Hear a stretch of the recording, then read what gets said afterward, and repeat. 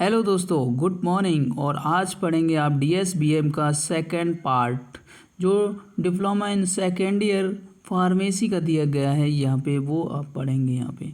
तो सबसे पहले आप पहले चैप्टर को पढ़ेंगे, trade and industry and commerce. Trade, industry and commerce के बारे में यहाँ पे आपको पढ़ाया जाएगा। तो हिंदी इंग्लिश दोनों छात्रों के लिए मैंने यहाँ पे वीडियो को बहुत ही इजी और सिंपल वे में बनाया है, क्योंकि यहाँ पे बहुत सारे स्टूडेंट होते हैं जो कमज़ोर टाइप के होते हैं इंग्लिश के लिए। तो उनको यहाँ पे देखते हुए मैंने ये वीडियो बनाया है। और यहाँ पे मैं इस चैप्टर को और इजी बनाऊँगा यहाँ पे आपके लिए। ठीक है, आपको यहाँ पे देख लेना, बिजनेस को आपको यहाँ पे पढ़ना है। पहले बिजनेस को, फिर ट्रेड को, फिर कॉमर्स, यहाँ पे सारा कुछ इजी वे में मैं यहाँ पे बताऊँगा। मॉडर्न, तो चलो पढ़ते हैं क्या। तो यहाँ पे क्या लिखा है, इन मॉडर्न एज ऑफ डिमांड। जो मॉडर्न एज की डिमांड है ऑफ ह्यूमन बींग्स की ऑर्डर डिमांड है, उसके लिए increase by day to day. मतलब इसका ये कहने का मतलब है इंक्रीज हो रहा है डे बाई डे, मतलब दिन प्रतिदिन ये इंक्रीज हो रहा है ह्यूमन की डिमांड के तौर पे। Name of the demands, one has some kind of the work and earning for money earn करने के लिए इसे डे बाई डे इंक्रीज कर रहे हैं। That means will have be keep himself busy by performing business activity. जो business की activity को मतलब डेवलपमेंट कर रहे हैं, इसका ये कहने का मतलब है ये बिजी हैं उस लाइफ में। ए टर्म ऑफ बिजनेस, एक टर्म है business. Literally means is remaining why is some kind of activity. To remain busy does not mean that a person who is buy in playing cards, जैसे buy करते हैं, खरीदते हैं, और playing card खेलते हैं। वाचिंग ए टीवी, तो watching a TV, reading a novel, और roaming to road surplusly is by the person. Here by the person is that a revenue by the economic activity to get financial gain, not by a person he is remained by a non economic activity। देखो, economic activity यहाँ पे होगी कि non economic activity के द्वारा ही इनको सबको कर सकते हैं। If the person make the economic gain is only one wish by the should meet his mind. और इस पार्ट को छोड़ देते हैं क्योंकि ये पार्ट थोड़ा डिफ़िकल्ट टाइप का है कि यहाँ पे समझने के लिए कुछ नहीं है। तो आपको वो पार्ट आएगा भी नहीं एग्ज़ाम के थ्रू, तो उसको छोड़ देते हैं और आगे चैप्टर यहाँ पे देखते हैं। ये चैप्टर दिए गए, ये आपको 100% पेपरों में आने के लिए हैं, क्योंकि क्लासिफिकेशन ऑफ बिजनेस एक्टिविटी, यहाँ पे देखें तो कितने बारी होती है। Business activity are the broadly classification two group में इसको डिवाइड किया है, कॉमर्स, इंडस्ट्री और कॉमर्स। दो भागों में इनको डिवाइड किया है, इंडस्ट्री और कॉमर्स। इंडस्ट्री क्या होती है और कॉमर्स क्या होता है, इनके बारे में मैं यहाँ पे डिटेल में हिंदी में और इंग्लिश में दोनों में डिस्कस करूँगा। A world of the industry refer to a part of the business. ये एक इंडस्ट्री बिजनेस का ही पार्ट है, activity which is related to the growing. मतलब ये क्या करता है, ये एक्टिविटी बिजनेस का ही एक एक्टिविटी पार्ट है जो रिलेटेड क्या ग्रो करता है, जो बिजनेस को ग्रो करता है। Attraction, production, conversion, processing, fabrication for the goods. मतलब ये असेंबलिंग को ग्रो करता है, मतलब उस प्रोडक्ट को बनाने का काम करता है। इंडस्ट्री क्या होता है, इंडस्ट्री आप कंपनियों में क्या देखते हैं, कंपनियों में जो काम होता है उसको एक पीस होता है, उसको असेंबल कर करके एक बड़ा सा गुड्स प्रोडक्ट में परिवर्तन किया जाता है, उसे इंडस्ट्री बोलते हैं। वही यहाँ पे उसकी डेफिनेशन को बता रहा है, ये कह रहा है। तो आगे देख लेते हैं, आगे क्या दिया गया है। यहाँ पे दिए गए तीन टाइप का प्राइमरी प्रोडक्ट होती है, सेमी मैन्युफैक्चरिंग गुड्स होता है और मैन्युफैक्चरिंग गुड होता है। ये यहाँ पे 3 टाइप के जो गुड्स होते हैं इंडस्ट्री में क्या होता है, प्राइमरी गुड्स होता है, सेमी मैन्युफैक्चरिंग गुड्स होता है और मैन्युफैक्चरिंग गुड्स होते हैं। Capital R produce good and consumer of goods. और उसमें क्या आता है, कैपिटल प्रोड्यूसर आता है, गुड्स आता है, कंज्यूमर गुड्स आते हैं। ये मैन्युफैक्चरिंग जो कंपनियों के अंदर जो बनते हैं उनमें किया जाता है। तो अब यहाँ पे प्राइमरी को समझ लेते हैं, ये प्राइमरी किस तरह से वर्क करता है। ये प्राइमरी प्रोडक्ट क्या होता है, primary product include all of the product. जो प्राइमरी प्रोडक्ट होता है वो ऑल ऑफ प्रोडक्ट होता है, जैसे कि यहाँ पे दिया गया एक रो मटेरियल आज obtain from the agriculture, forested means animals, hybrid and pheresis Yeats and explain of the primary product. उनको यहाँ पे दिया गया है कि जैसे वीट हुआ, राइस हुआ, कॉटन हुआ, शुगर कैन हो गया, कैरन हो गया, जो ये सब हैं वो प्राइमरी प्रोडक्ट कौन से होते हैं, जो रॉ मटेरियल होता है जिस कच्चा माल बोलते हैं। ये रॉ मटेरियल कच्चा माल उसे प्राइमरी प्रोडक्ट में रखा गया है। सेमी प्रोडक्ट क्या होता है, जिसमें वो प्रोसेसिंग होगा, उसको सेमी मैन्युफैक्चरिंग गुड्स कहते हैं। Semi manufacturing good are goods which is produced by the one industry what cannot be consumed and such unless in the past thought any industry। ये कह रहा है कि जो पार्ट मतलब प्रॉपर बनाया जाता है वो असेंबल वहाँ पे नहीं किया जाता है। अंडर को फर्दर द मैन्युफैक्चरिंग प्रोसेस, जो मैन्युफैक्चरिंग की प्रोसेस होती है अंडर द उसमें किया जाता है। To obtain for the finish product, ये ऑप्टन करता है finish product. For the example और the capsule cell is manufacturing in one kind of the industry but a filling as the one of the another kind of the industry and similar ping iron cotton yarn a popel etc some of the example of the semi manufacturing द्वारा इसको मतलब company में manufacturing की जाती है यहाँ पे। और तीसरे पार्ट की तरफ चलते हैं, मैन्युफैक्चरिंग गुड। मैन्युफैक्चरिंग गुड्स क्या होता है, manufacturing good are these goods which is ready for the use and consumer. जो कंज्यूमर इसको यूज करेगा, जो बन के तैयार हो जाता है प्रोडक्ट, उसे बोलते हैं manufacturing goods. For other use मतलब कंज्यूमर उसे यूज करेगा एंड अदर पर्सन उसे यूज करेंगे। Example for the manufacturing good वो क्लॉथ हो गया, शूज हो गया, शुगर हो गया, पेपर हो गया, पेपर हो गया, मेडिसिन्स हो गया, मशीन्स हो गए, टूल्स हो गए इत्यादि। जो मैन्युफैक्चरिंग बनने के बाद जो फाइनल प्रोडक्ट बनता है उसको मैन्युफैक्चरिंग गुड्स कहते हैं। Manufacturing good are further classified, manufacturing को भी क्लासीफाइज 2 भागों में कर दिया गया है, कैपिटल और प्रोड्यूसर। कैपिटल और प्रोड्यूसर इनको भी 2 भागों में किया गया है। एंड कंज्यूमर गुड, कैपिटल या उसे बोल सकते हैं प्रोड्यूसर गुड्स या कंज्यूमर गुड्स कहते हैं। अब यहाँ पे आपको देखने को मिलेगा कैपिटल गुड्स क्या होता है। मैन्युफैक्चरिंग गुड्स को 2 भागों में बांटा गया है, कैपिटल और कंज्यूमर्स।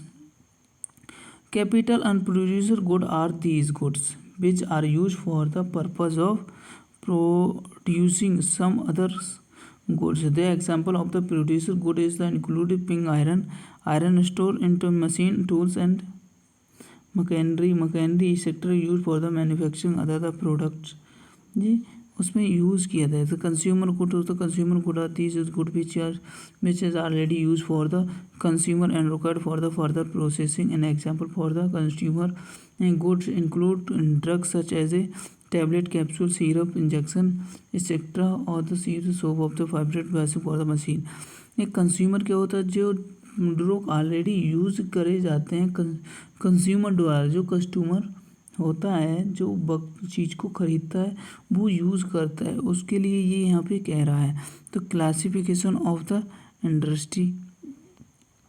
अब आगे चलते हैं, आगे क्या दिया गया है यहाँ पे, क्लासिफिकेशन ऑफ इंडस्ट्री कितने भागों में बनाई गई है, उनको यहाँ पे क्लासिफाइज किया गया है। Classification to the type of the good products industry, classification of the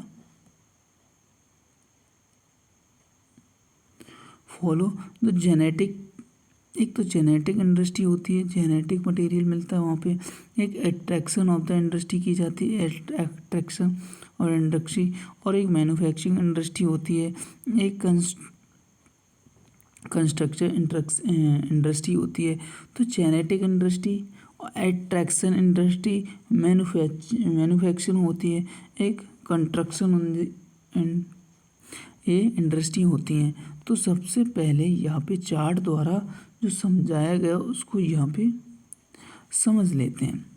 बहुत इजी पे है और इसको एग्ज़ाम के लिए ये एग्ज़ाम्पल आपको याद रखने बहुत ही ज़रूरी हैं।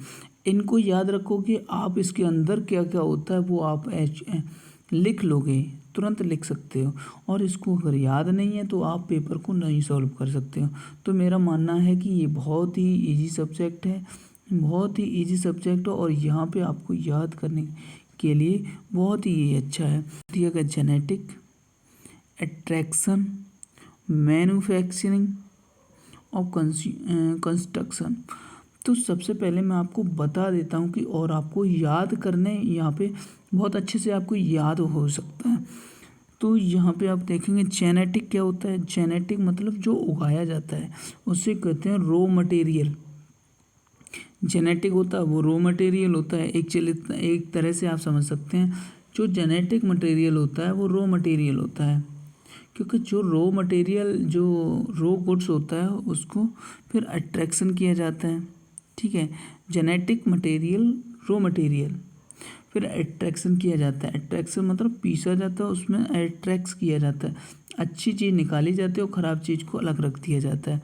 फिर उस जो अच्छी चीज़ निकलती है उसको क्या करते हैं, मैन्युफैक्चरिंग इंडस्ट्री में डाल देते हैं। मैन्युफैक्चरिंग इंडस्ट्री में डाल के उसे प्रिपेयर करते हैं, मतलब बनाते हैं वहाँ पे।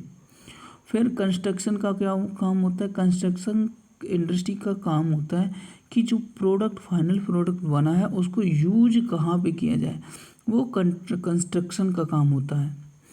तो उसमें ही दिया गया मैन्युफैक्चरिंग में जो पार्ट होते हैं, जो मैन्युफैक्चरिंग में पार्ट होते हैं, उसके भी कंपनी के अंदर जो वर्क होता है वो क्या क्या कार्य होते हैं।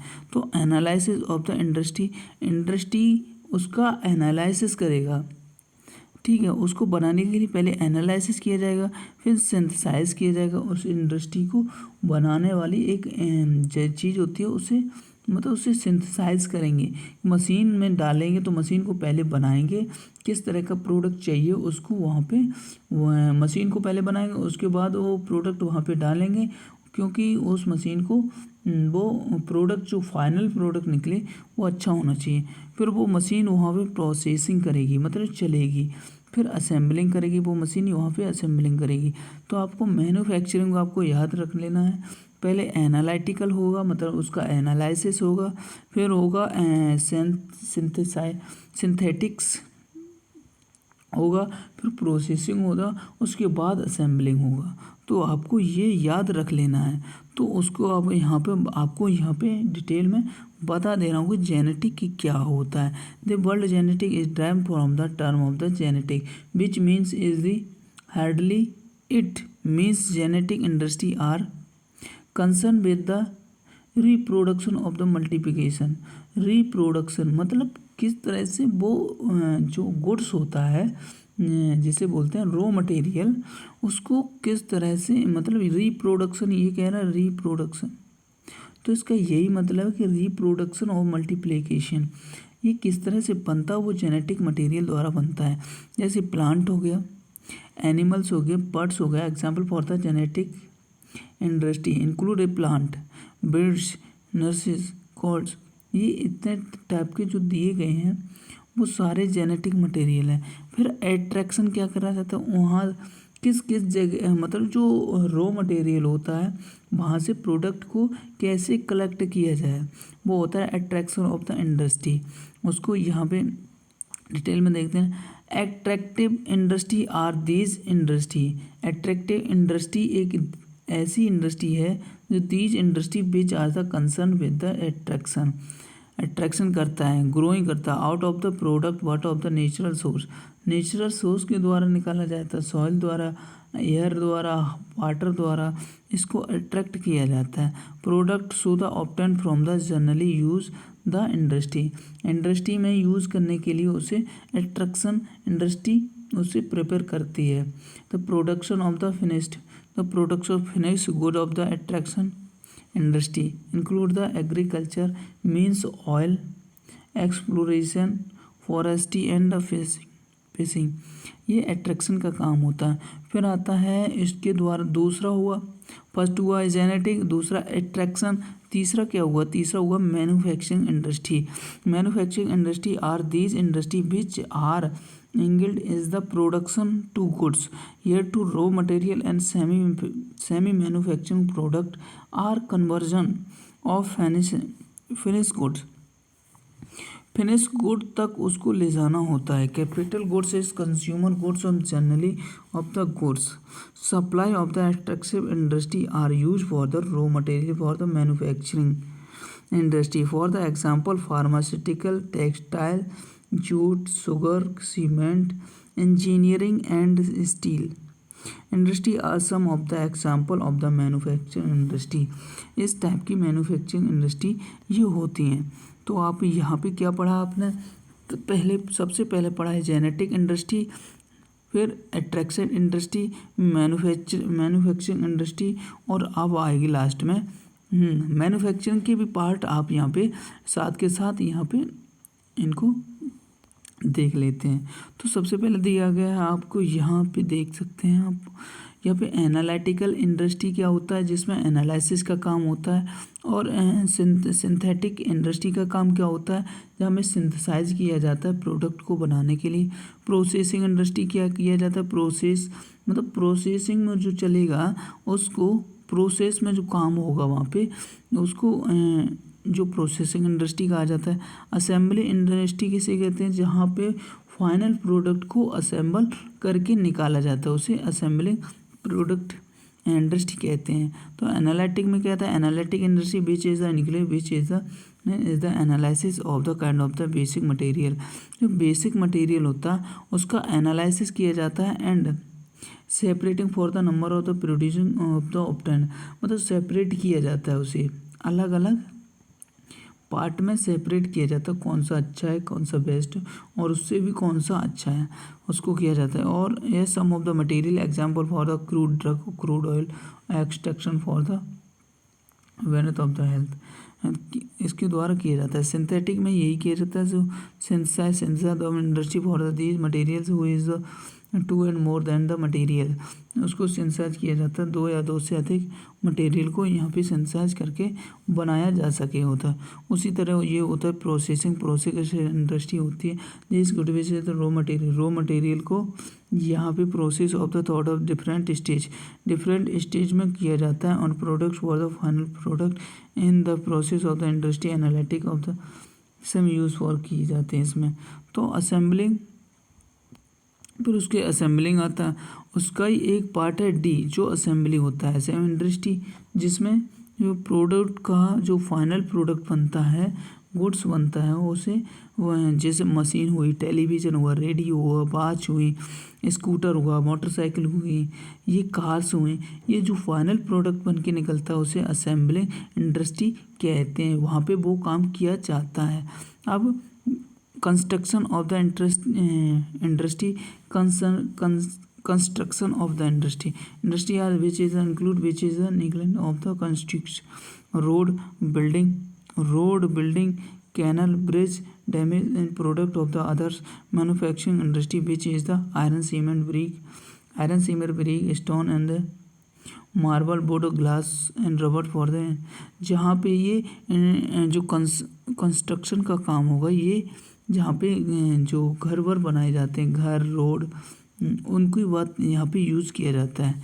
Use for the construction is the, जो वहाँ पे वो मशीनें यूज की जाती हैं। और आप दूसरे वीडियो में यहाँ पे आप पढ़ेंगे कॉमर्स क्या होता है। तो वीडियो अच्छा लगा हो तो लाइक करो, शेयर करो और दोस्तों में शेयर करो इस वीडियो को। और जो फर्स्ट वीडियो में जिसकी लिंक मैं डिस्क्रिप्शन में दे दूँगा, वहाँ से आप उसे भी देख सकते हैं। तो आपको ये वाला चैप्टर, आपको जो कॉमर्स का आया उसको भी मैं यहाँ पे डिटेल में और अच्छे से समझाऊंगा। आगे हिंदी इंग्लिश छात्रों के लिए ये मैं वीडियो बना रहा हूँ और ये वीडियो आपके लिए बहुत हेल्पफुल होगी। एग्ज़ाम के टाइम में आपको ओनली 30 क्वेश्चन दूंगा जो मोस्ट इम्पोर्टेंट होंगे। हर बार वो क्वेश्चन आने ही हैं और मैंने शॉर्ट ट्रिक भी यहाँ पे बहुत सारे में मैं शॉर्ट ट्रिक बताऊंगा, जो बीच बीच में मैं वीडियो की शॉर्ट ट्रिक बताता चलूँगा। उनको याद करने के लिए आपको जब एग्ज़ाम देने जाएंगे उनके थ्रू आपको बहुत यहाँ पे हेल्पफुल होगा। तो चलो दोस्तों, मैं उसकी लिंक डिस्क्रिप्शन में दे दूँगा और वहाँ से आप उसको वीडियो को देख सकते हो। Thank you.